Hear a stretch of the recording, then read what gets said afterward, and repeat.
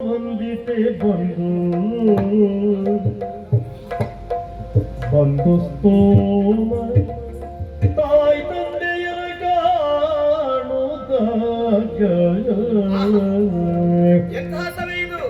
ಕಣ್ಣಿಗೆ ಕಾಣುವಷ್ಟು ಕುಜನ ಸ್ತೋಮ, ಮಂತ್ರಘೋಷ ಮುಗಿಲು ಮುಡ್ತಾ ಇದೆ. ಮಾವೇ ಇಲ್ಲ ರಾಮನ್ ಹೇಳಿದ ಮಾತು ಸತ್ಯನ ಭೂತನ ಭವಿಷ್ಯತಿ. ಇಂಥದ್ದೊಂದು ಯಾಗವನ್ನ ನನ್ನಪ್ಪ ದಕ್ಷಿಣೆಗೆ ಮಾಡುವುದಕ್ಕೆ ಮಾತ್ರ ಸಾಧ್ಯ. ನನ್ನಪ್ಪ ಅಂತ ಹೇಳಿಕೊಳ್ಳುವುದಕ್ಕೆ ಅಭಿಮಾನ ಉಕ್ಕಿ ಬರ್ತಾ ಇದೆ. ಛೇ, ಬರದೆ ಹೋದರೆ ಎಂತಹ ಅದ್ಭುತವಾದಂತಹ ಸನ್ನಿವೇಶನ ಕಣ್ತುಂಬಿಸಿಕೊಳ್ಳುವುದು ತಪ್ಪಿ ಹೋಗ್ತಿತ್ತು. ನಾನು ಹೋಗಿ ನಮ್ಮವರಿಗೆ ಹೇಳ್ಬೇಕು, ಇಲ್ಲಿಯ ವೈಭವವನ್ನು, ಇಲ್ಲಿ ನಡೆದಿರುವಂತಹ ಯಾವೆಲ್ಲ ಕಾರ್ಯವೈಖರಿಯನ್ನು ವಿಸ್ತರಿಸಬೇಕು. ಬಂದು ನಿಂತದ್ದೀಗ ಯಾಗ ಮಂಟಪಕ್ಕೆ ಎತ್ತರದ ಸ್ಥಾನದಲ್ಲಿ ನನ್ನಪ್ಪ ಕುಳಿತಿದ್ದಾನೆ. ಹೋಗಿ ಅಪ್ಪನನ್ನು ಮಾತಾಡಿಸಿದ್ರೆ ಆಶ್ಚರ್ಯವಾದಿತ್ತು ಅಲ್ಲ, ಸಂತೋಷದಲ್ಲಿ ನಾನು ತಪ್ಪಿಕೊಂಡಾನೆ. ಹೋಗಿ ನಮಸ್ಕರಿಸ್ತೇನಂತೆ. ಅಪ್ಪ, ನಾನಪ್ಪ ಗೌರಿ ಬಂದಿದ್ದೇನೆ.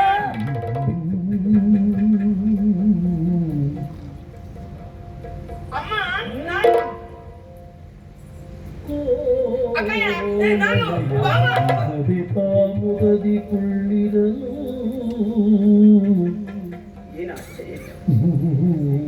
ಯಾಗದೀಕ್ಷನಾಗಿ ಬಿಟ್ಟಿರುವಂತ ನನ್ನ ಅಪ್ಪನನ್ನು ಹೋಗಿ ನಾನು ಮಾತನಾಡಿಸಿದೆ. ಕಂಡು ಕಾಣುವ ರೀತಿಯಲ್ಲಿ ಮುಖ ತಿರುಗಿಸಿಕೊಂಡು ಬಿಟ್ಟ. ಅಮ್ಮನಿಗೆ ನಮಸ್ಕರಿಸಿದರೆ ಅಮ್ಮ ನನ್ನನ್ನು ಆಶೀರ್ವದಿಸಬೇಕು ಅಂತ ಹೇಳ್ತಾಳೆ. ನನ್ನ ಅಪ್ಪವನ್ನು ಕದರಿಸಿಕೊಂಡು ಹೇಳ್ತಾಳೆ. ನನ್ನ ಬಂಧು ಬಾಂಧವರನ್ನ ನಾನು ಮಾತನಾಡಿಸುವುದಕ್ಕೆ ಮುಂದಾದ್ರೆ ಅಪ್ಪ ಕಣ್ಸನ್ನೆಯ ಮೂಲಕವಾಗಿ ಅವರು ನನ್ನ ಬೆದರಿಸ್ತಾ ಇದ್ದಾರೆ. ಎಲ್ಲರೂ ನನ್ನನ್ನು ತಾತ್ಸಾರ ಭಾವದಿಂದ ನೋಡ್ತಾ ಇದ್ದಾರೆ. ಏನಿದಕ್ಕೆ ಕಾರಣ ನಮ್ಮವರಾದ ಮಾತು ಸತ್ಯ. ಬಹುಶಃ ನಮ್ಮವರನ್ನು ಅವಮಾನಿಸಬೇಕೆನ್ನುವ ಕಾರಣಕ್ಕಾಗಿ ನನ್ನಪ್ಪ ಯಾರನ್ನು ಮಾಡ್ತಾ ಇದ್ದಾನೆ. ಅದೇನೇ ಇರಲಿ, ನಾನು ಬಂದ ದೇವರ ಮನೆ ಊಟಕ್ಕಲ್ಲ, ಯಾಗದ ವೈಭವನ ನೋಡುವುದಕ್ಕಲ್ಲ. ಯಾಗ ನಡೆಯಲಿ, ಮತ್ತೆ ಹಿಂದಿರುಗಿ ಹೋಗ್ತೇನೆ ಅಂತ ನೋಡುವ ಯಾಗ. ಓ ಇಂದ್ರಾಯ ಸ್ವಾಹ, ಓ ಅಗ್ನಿ ಸ್ವಾಹ, ಓ ಯಮಾಯ ಸ್ವಾಹ, ಓ ಇಂದ್ರಾಯ ಸ್ವಾಹ. ಯಾಗದ ಸೊಬಗೀಕ್ಷಿಸುತ್ತಲ ದೇವಿ, ಓಂ ನಿರತಯೇ ಸ್ವಾಹ, ಓಂ ವರುಣಾಯ ಸ್ವಾಹ, ಓಂ ವಾಯವೇ ಸ್ವಾಹ, ಓಂ ಕುಬೇರಾಯ ಸ್ವಾಹ, ಓಂ ಈಶಾಯ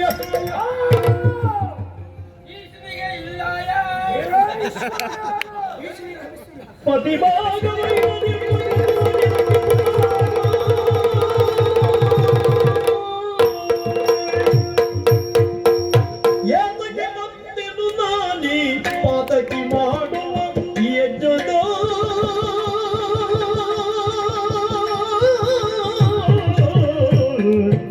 ಏತಕ್ಕೆ ಬಂದೆನು ನಾನಿ ಪಾತಕಿ, ಈ ಪಾತಕಿ ಮಾಡುವ ಯಜ್ಜದ ರೀತಿಯನ್ನು ಕರೆಯದೆ ಬಂದಿದ್ದೆನಾದುದಲ. ಯಜ್ಞದ ರೀತಿಯನ್ನು ಕರೆಯದೆ ಬಂದಿದ್ದೆನಾದುದಲ, ಈತೆನಾದುದಲ. ಪತಿಗಳಿಗೆ ತ್ರೈಲೋಕ್ಯದಿ ಕಪುವಿನ ಭಾಗವ ಕೊಡದಿಯೋ, ಪತಿಗಳಿಗೆ ತ್ರೈಲೋಕ್ಯದಿ ಕಪುವಿನ ಭಾಗವ ಕೊಡದಿಯೋ. ಮದಿಯುತ ಯಾರಿ ಮುತ್ತಿಯುತ್ತಿನಗೆ ನಗೆ ಬಪ್ಪು, ಮದಿಯುತ ಯಾರಿಯ ಬುದ್ಧಿ ನಿನಗೆ ನಗೆ ಬಪ್ಪು, ನಿನಗೆ ನಗೆ ಬಪ್ಪು.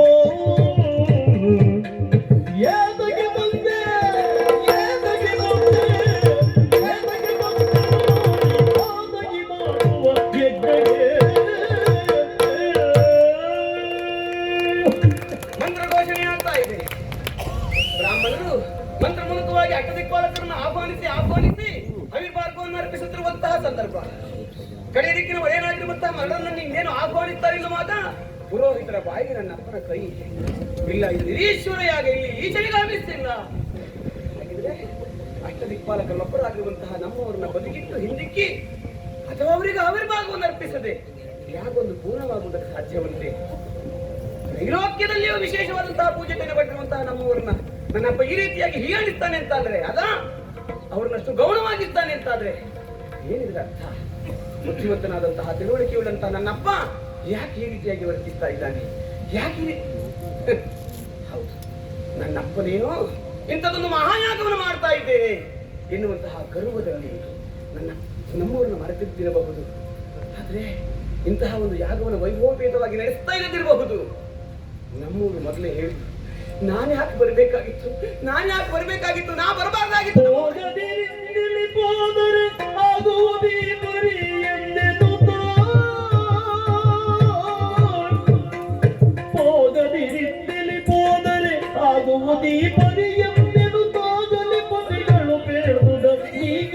ಬಂದೆನಲ್ಲ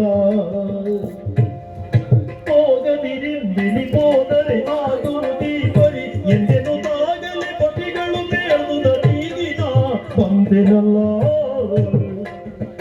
ಹೋಗಿದಾರ ಸರಿಗೆಂದಿದ ರಾಗ ಮುಸಿರಲಿ ಹೋಗಿದಾರ ಸರಿಗೆಂದಿದ ರಾಗ ಮುಸಿರಲಿ ದೇಹ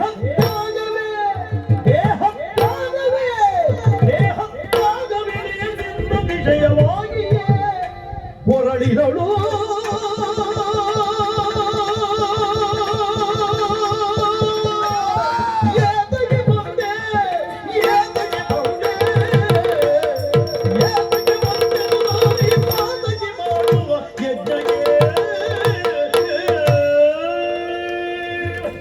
ನಮ್ಮವರನ್ನು ಒತ್ತಾಯಿಸಿ ನಾನು ಹೇಳಿದ್ದೇನೆ ಹೋಗೋಣ ಬನ್ನಿ ಸ್ವಾಮಿ ಅಂತ ಹೇಳಿದವಾಗ ನಮ್ಮವರಾಗಿದ್ದಂತಹ ಮಾತು ಬೇಡ ಗೌರಿ, ಹೋಗಬಹುದದು. ಹೌದು, ಲೋಕ ಕಲ್ಯಾಣಾರ್ಥವಾಗಿ ಯಾವುದೋ ಒಬ್ಬ ವ್ಯಕ್ತಿ ಯಜ್ಞ ಯಾಗಾದಿಗಳನ್ನು ನಡೆಸ್ತಾನೆ ಅಂತ ಅನ್ನೋದು ಶುಭ ಕೃತು. ಅದರ ಹೊರತಾಗಿ ತನ್ನತನವನ್ನು ಮೆರೆಸುವುದಕ್ಕಾಗಿ, ತನ್ನ ಅಹಂಕಾರವನ್ನು ತೋರಿಸುವುದಕ್ಕಾಗಿ ಒಬ್ಬ ಯಾಗ ಯಜ್ಞವನ್ನು ಮಾಡ್ತಾನೆ ಅಂತ ಆದ್ರೆ ಅದು ದುಷ್ಟ ಕೃತು. ಅದಕ್ಕೆ ನಾನಂತೂ ಹೋಗುವುದಿಲ್ಲ ಗೌರಿ, ನೀವು ಹೋಗಬಾರ್ದು ಅಂತ ಹೇಳಿದವಾಗ ನಮ್ಮವರ ಬಾಯಿ ಕಟ್ಟಿ ಬಿಟ್ಟೆ. ನಾ ಹೋಗ್ಲೇಬೇಕು, ನನ್ನ ಅಪ್ಪನ ಮನೆಯಂತ ಅಭಿಮಾನದಲ್ಲಿ ನಾ ಹೊರಟೇ ಬಿಟ್ಟೆ. ಗಂಡ ಬೇಡ ಬೇಡ ಅಂತ ಹೇಳಿದ್ರು ಗಂಡನ ಮಾತನ್ನ ಮಿಕ್ಕಿ ಮೀರಿ ಹೆಣ್ಣಾದವಳನ್ನು ಮನೆಯಿಂದ ಆಚೆ ಹೋಗ್ತಾಳೆ ಅಂತಾದ್ರೆ ಹೋದದ್ದು ತವರು ಮನೆಯೇ ಆದ್ರೂ ಅವಳಿಗೆ ಅವಮಾನವೇ ಆಗುತ್ತದೆ ಎನ್ನುವುದಕ್ಕೆ ನಾನು ಸಾಕ್ಷಿಯಾಗಿ ಹೋದೆ. ನಾನು ಹಿಂದಿರುಗಿ ಹೋದ್ರೆ ನಮ್ಮವರು ನನ್ನನ್ನ ಪ್ರೀತಿಯಿಂದ ಕೇಳಿದ್ರೆ ಏನು ಅಂತ ಅವರಿಗೆ ಉತ್ತರಿಸಿರಿ, ಸ್ವಾಮಿ ನನ್ನನ್ನು ಯಾರು ಮಾತನಾಡಿಸಿಲ್ಲ ಅಂತ ಹೇಳಿದೆ. ಎಲ್ಲ ಅವರಷ್ಟಕ್ಕವರು ನಗಾಡ್ತಾ ಇದ್ರು ಅಂತ ಹೇಳಲೆ, ನನ್ನನ್ನು ನೋಡಿ ಕುಹಕ ಮಾಡಿದ್ರು ಅಂತ ಹೇಳಲೆ, ಏನು ಅಂತ ಹೇಳಲಿ. ಇಲ್ಲ ಇಲ್ಲ, ನಾನು ಹೋಗುವುದಿಲ್ಲ, ನಾ ಬರಬಾರ್ದಾಗಿತ್ತು, ಬಂದು ತಪ್ಪು ಮಾಡಿಬಿಟ್ಟೆ, ಅಯ್ಯೋ ನಾ ಬಂದು ತಪ್ಪು ಮಾಡಿಬಿಟ್ಟೆ.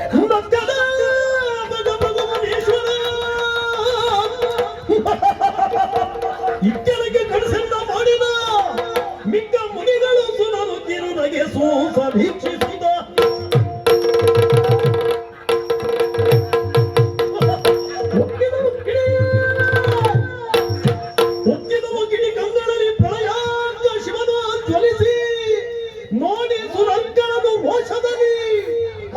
ನುಡಿದಳ ಭುಜ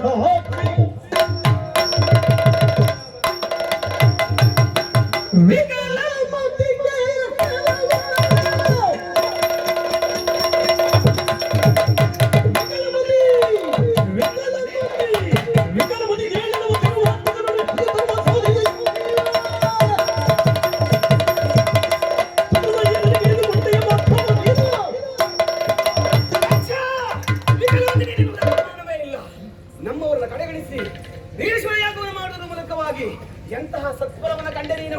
ಫಲವಲ್ಲಿರುವಂತಹ ಈ ಕಾರ್ಯವನ್ನು ಮಾಡುವುದರ ಮೂಲಕವಾಗಿ ಮೂರ್ಖನಾಗಿ ಹೋದೆ. ಗಂಡ ಯಾವ ದೊಡ್ಡ ಸತ್ಯ ಅಂತ ಬೇಡವ ನನ್ನ ಗಂಡ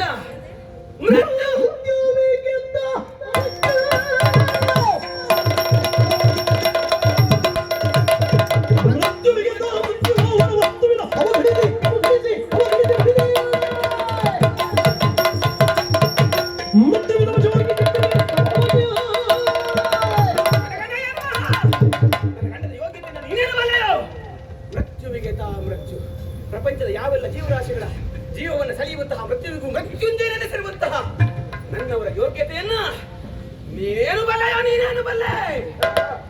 ಏನು ದೇವತೆಗಳು ನನ್ನ ಸಹಾಯಕ್ಕಿದ್ದಾರೆ ಗೊತ್ತಾಯ್ತು.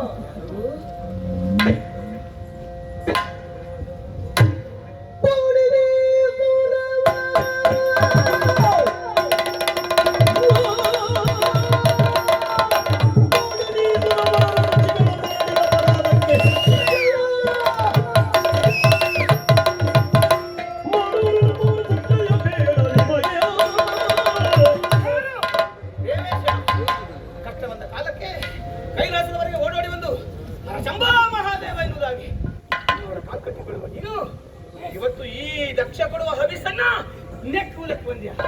ನೀನು ಅಂತಲ್ಲ, ಸೇರಿರುವಂತಹ ಯಾವೆಲ್ಲ ಸುರರು ಅಂಧರ್ವ ಕಿನ್ನರ ಕೆಂಪುರುಷರು ಸಹಾಯಕರಾಗಿ ನಿಂತಿದ್ದಾರೆ ಈ ಯಾಗಕ್ಕೆ. ಅವರಿಗೆಲ್ಲ ಇಂದಲ್ಲ ನಾಳೆ ನನ್ನವರು ಶಿಕ್ಷೆಯನ್ನು ಕೊಟ್ಟೇ ಕೊಡ್ತಾರೆ. ಹೆಚ್ಚಿಗೆ ಮಾತಾಡಿದ್ರೆ ಜಾಗೃತ. ನನ್ನ ಮಗಳು ಪ್ರಜ್ಞೆ ಇರಲಿ. ನಿನ್ನ ಮಗಳು ಸಾಕು.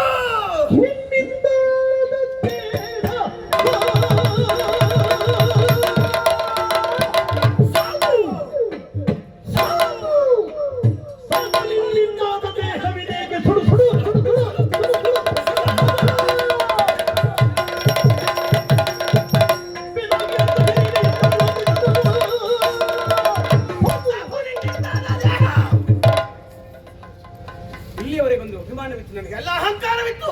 ನಾನು ದಕ್ಷ ಮಗಳು. ಕೊಪ್ಪಿದ್ದೆ ನಾನು, ಅನುಮಾನವಿಲ್ಲ. ಅದೀಗ ಅರ್ಥವಾಗ್ತಾ ಇದೆ. ಸಾಕು ನಿನ್ನಿಂದಾದ ದೇಹ. ನನ್ನ ಮದುವೆ ಆಗಿರುವಂತಹ ನನ್ನ ಗಂಡ ದೇಹದಲ್ಲಿ ಅರ್ಧ ಭಾಗವನ್ನು ಕೊಡುವುದರ ಮೂಲಕವಾಗಿ ಅರ್ಧನಾರೀಶ್ವರನೆನಿಸಿದ. ಹೌದು, ಪಿನಾಕಿ ಅರ್ಧ ಶರೀರ ಎನ್ನುವಂತಹ ಬಿರುದೇ ಸಾಕು ಬಿಟ್ರೆ ದಕ್ಷ ಮಗಳು ಎನ್ನುವಂತಹ ಹೆಗ್ಗಳಿಕೆ ನನಗೆ ಬೇಡವೇ ಬೇಡ. ನಿನ್ನ ಮಗಳೆಂದೆಂಬ ಭಾವ ಇಂದಿಗೆ ಕಡಿದು ಹೋಯ್ತು, ಅನುಮಾನವೇ ಇಲ್ಲ.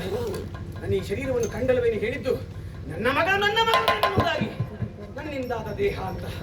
ಹೌದು, ಏನು ಮಾಡೋಣ ಹೇಳು.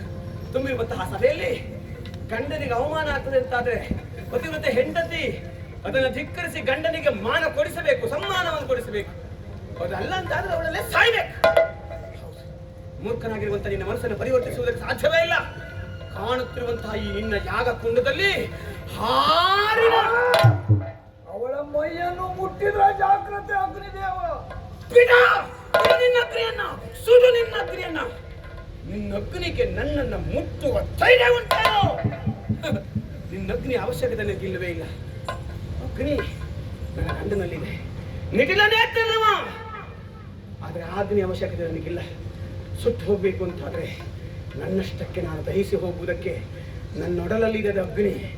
ಹೌದು, ಆ ಅಗ್ನಿಯನ್ನೇ ಉಜ್ವಲಿಸ್ತೇನೆ, ಪ್ರಜ್ವಲಿಸ್ತೇನೆ. ಅದರಲ್ಲಿಯೇ ತಿಂದು ಹೋಗ್ತೇನೆ, ಭಸ್ಮೀಭೂತಲಾಗ್ತೇನೆ. ನನಗೆ ಯಾವ ಅಗ್ನಿ ಅವಶ್ಯಕತೆ ಇಲ್ಲ.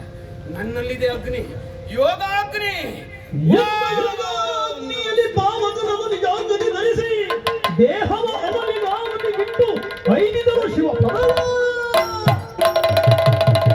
ಓಂ ನಮಃ ಶಿವಾಯ. ಓಂ ನಮಃ ಶಿವಾಯ.